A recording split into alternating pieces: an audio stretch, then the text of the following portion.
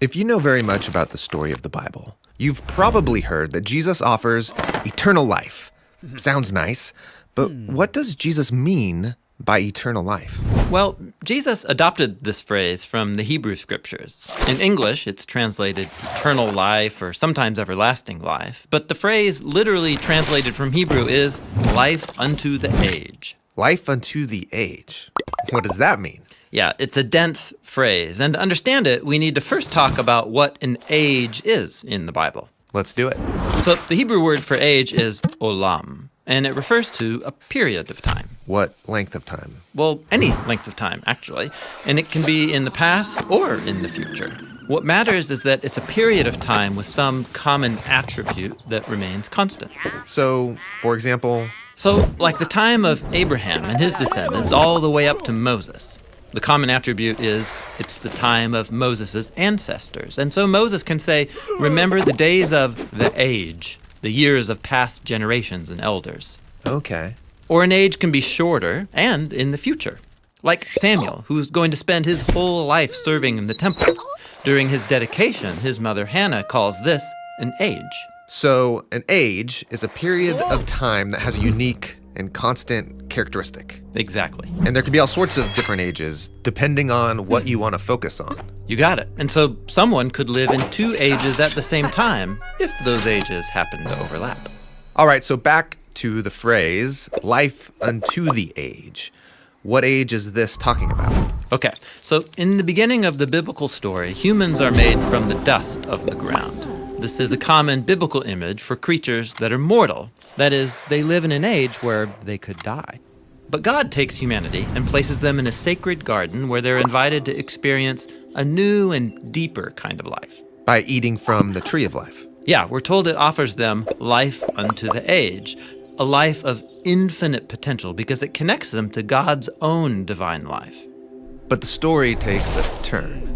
And instead of accepting life unto the age, they eat of the tree of knowing good and bad. Right, taking from this tree means seizing life for themselves on their own terms, apart from God's wisdom. And so they're exiled from life unto the age, and they go into the age of death.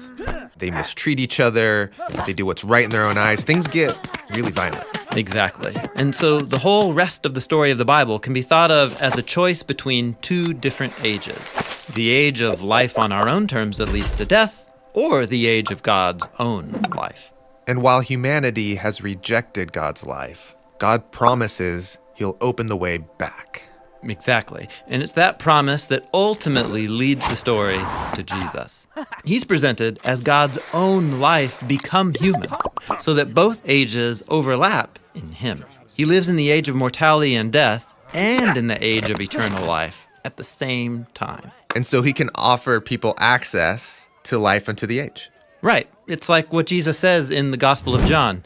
This is eternal life, that they may know you, the one true God, and Jesus Christ, whom you have sent. Yet, just like humanity rejected God's life in the garden, Jesus was rejected and put to death. But God's life is more powerful than death. And so Jesus rises from the dead, and he can offer God's life to others. Like the Gospel of John also says, Whoever trusts in him will not perish, but has eternal life. that is, life unto the age. Cool. Now, most people think of eternal life as something that happens after you die. But in the Bible, access to this age is something I can have right now. Yeah, remember, Jesus was the place where the age of God's life meets the age of death. And that means that when people trust him, they can experience eternal life here and now.